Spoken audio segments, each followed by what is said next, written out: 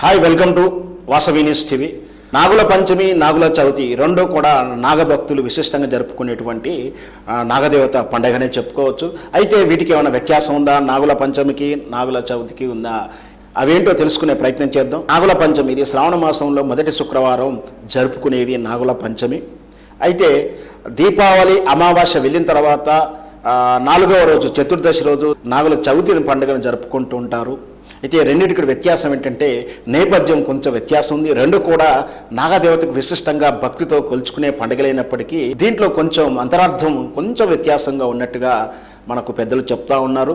నాగల పంచమి అనేది శ్రావణ మాసంలో చేసుకుంటారు. ఈ శ్రావణ మాసంలో అంటే వర్షాలు పడి రైతు వ్యవసాయానికి సిద్ధమవుతాడు. ఈ వ్యవసాయం చేయడం అనుగు కోసం రైతు తన పొలంలో చెట్టు చేమలను నరకడం కానీ తొలచడం కానీ చేయాల్సిన అవసరం ఏర్పడుతూ ఉంటుంది. పాదు చేయాల్సిన అవసరం ఉంటుంది.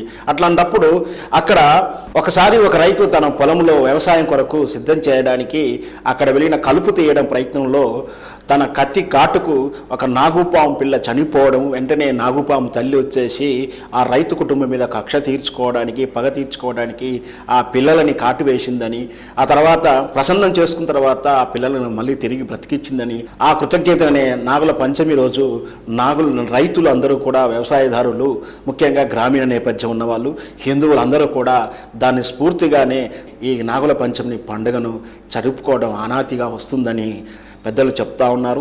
అయితే నాగుల చవితి మాత్రం